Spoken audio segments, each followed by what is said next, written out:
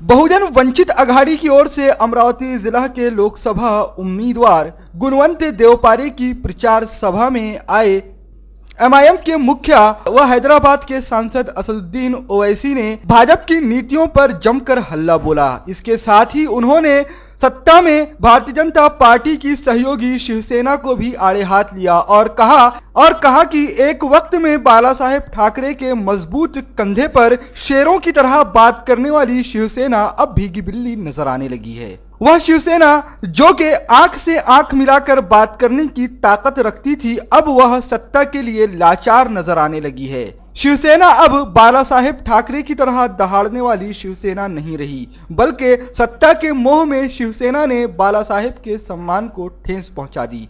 उन्होंने इसी सभा के दौरान मीडिया पर भी कटाक्ष किया और कहा कि अगर असदुद्दीन ओवैसी कोई भाषण देता है या कोई बात कहता है तो मीडिया तुरंत उसे भड़काऊ भाषण बनाकर जनता के सामने पेश कर देती है। और फिर उससे पहले एनसीपी कांग्रेस का जो बेमिसाल घोटालों का रिकॉर्ड है, इन दोनों को आपको सामने रखकर फैसला लेने की बहुत बड़ी जरूरत है।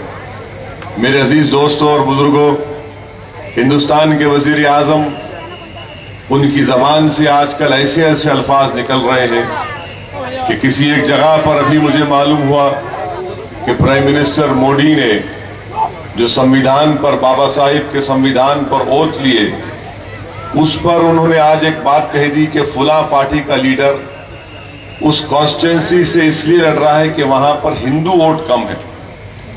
अब आप सोचिए कि एक देश का प्रधानमंत्री बनने का दावा कर रहा है, लोग से कह रहा है कि मुझे वोट दो, और खुद अपनी जबान से हिंदू मुस्लिम की बात करता है।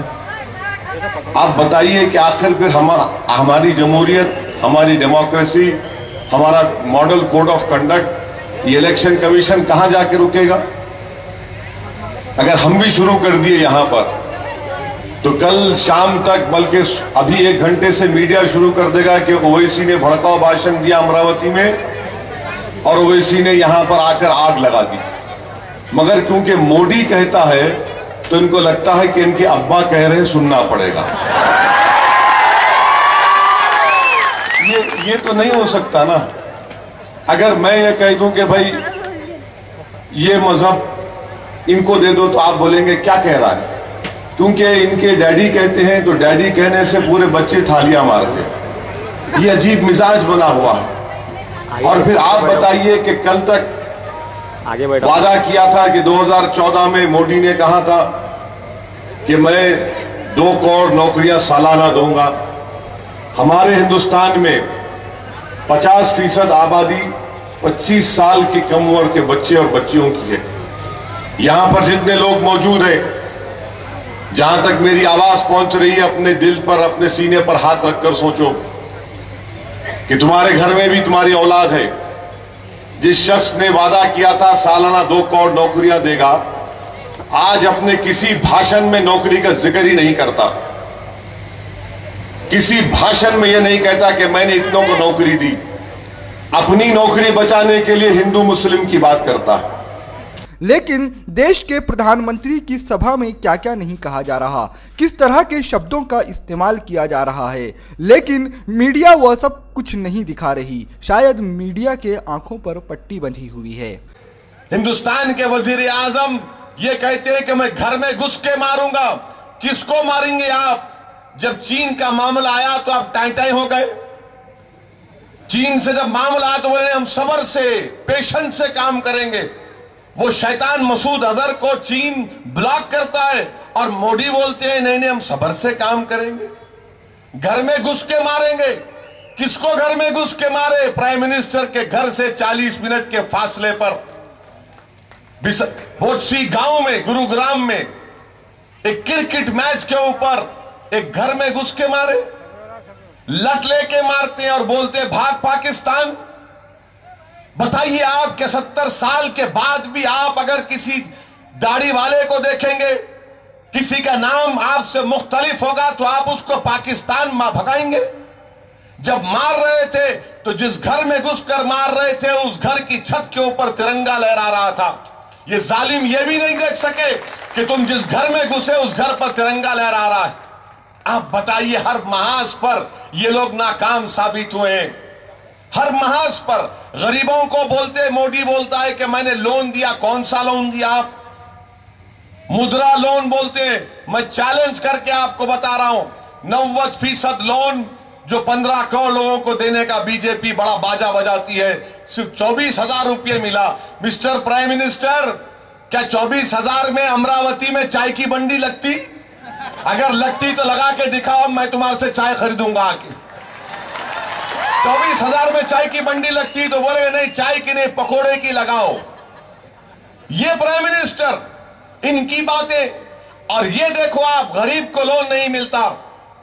कितने किसान मरे जब से देवेंद्र फडणवीस मुख्यमंत्री बने। 3,500 से ज्यादा किसान खुदकुशी करके मर गए।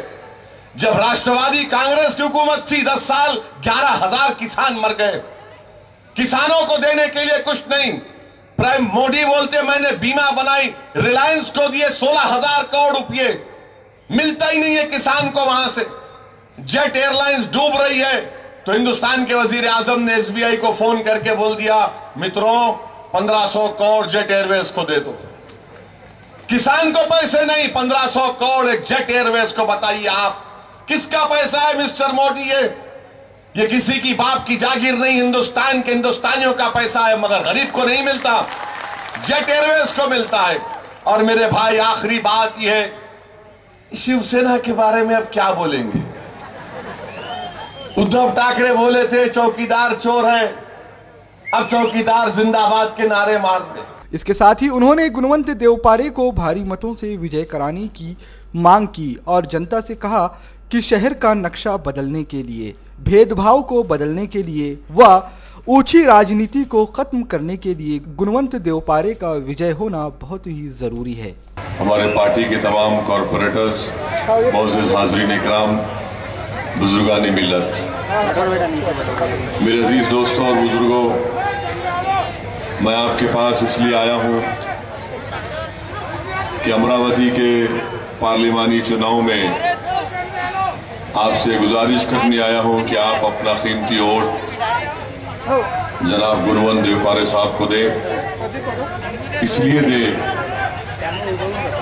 कि माजी में 2 मरतबा जिस पार्टी को आपने, उस उम्मीदवार को कामयाब किया, वो अमरावती के डेवलपमेंट के लिए, अमरावती के तरक्की के लिए, अमरावती के गरीब लोगों के मसाइल को हल करने के लिए उन्होंने कोई ऐसा काम नहीं किया जो जाकर आवाम को दिखा सके। इसके साथ ही वंचित अघाड़ी के मुखिया प्रकाश अंबेडकर भी जनता को संबोधित कर रहे थे। अमरावती शहर में उन्होंने जनता के राजा कहे जाने वाले एनसीपी के मुखिया शरद पवार पर सीधे तौर पर निशाना साधा। उन्होंने कहा कि जो शरद पवार अब किसानों के हक की बात कर रहे हैं, उन्होंने अपने वक्त में विदर्भ के किसानों के लिए क्या किया, विदर्भ के संतरा उत्पादन के लिए क्या किया। विदर्भ में उगने वाली कपास गुजरात जा रही है, लेकिन अमरावती में कोई भी बड़ी फैक्ट्री नहीं है जो कि कपास का इस्तेमाल कर सके। क्या यही शरद पवार का विदर्भ के साथ न्याय है? लेकिन विदर्भ में सरकार की ओर से जो प्रोविजन होना चाहिए वो प्रोविजन हुआ ही नहीं। ना इरिगेशन के लिए हुआ है, ना विदर्भ के बैकलॉग के लिए हुआ है। इसलिए मैं आपसे ये गुजारिश करता हूं,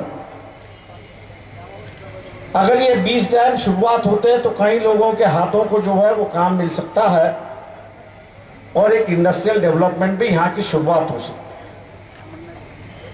संतरा है, बड़ी पैमाने पर है, लेकिन उस पर कोई इंडस्ट्री नहीं। शरद पवार ने मान लीजिए कि संतरा को जो है वो शाप दिया हुआ है। उन्होंने कहा कि ये संतरा में जो है एसिड है, संतरा में एसिड नहीं है, लेकिन उसकी जो सीड है उस सीड में एसिड है, दूसरा और कोई है नहीं। एक विभाग को शरद पवार जब मुख्यमंत्री थे तो यहां की इंडस्ट्री को रोका गया। मैं आपसे वादा करता हूं, अगर देवपारे अगर यहां पर जीतते हैं तो यही अमरावती में बड़े पैमाने पर ये जो संतरे का जूस निकालने का सेंटर जो है गांव-गांव में खड़ा हो सकता है और उसकी पैकिंग इंडस्ट्री भी अमरावती में हो सकती है। बारिश आती है, ओले आते हैं तो संतरा गिर जाता है। उन्होंने कहा, अगर आप विदर्भ के साथ होने वाले अछूते व्यवहार को बदलना चाहते हो तो एक बार वंचित अघाड़ी को मौका दें। वंचित अघाड़ी के उम्मीदवारों को जिताकर संसद भवन में पहुंचाएं ताकि वह वंचितों और पिछड़ों के हक के लिए आवाज उठा सकें।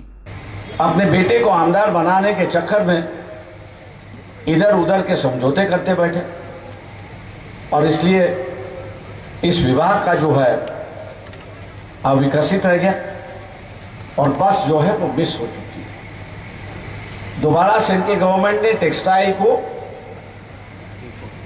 बढ़ोतरी देने के लिए कई योजना बनाई है। मैं आप लोगों से अनुरोध करता हूं, कपास यहाँ का एक नेचुरल क्रॉप है, नैसर्गिक उत्पाद है। अगर उसी पर यहाँ पर इंडस्ट्री अगर चलती है तो कई लोगों के हाथ को जो है वो काम मिल सकता है और कई लोग यहाँ पे ट्रेडिंग भी कर सकते हैं। मैं अनुरोध इसलिए करता हूँ कि हमको एक दूसरी मीटिंग में और जाना है, इसलिए यही मैं बात अपनी ख़त्म करते हुए देवपारे जी की जो स्थिति है वो स्थिति 23 मई को बचेगी, यही उम्मीद करते हुए मैं आपसे रजा लेता हूँ। जय हिंद, जय भारत।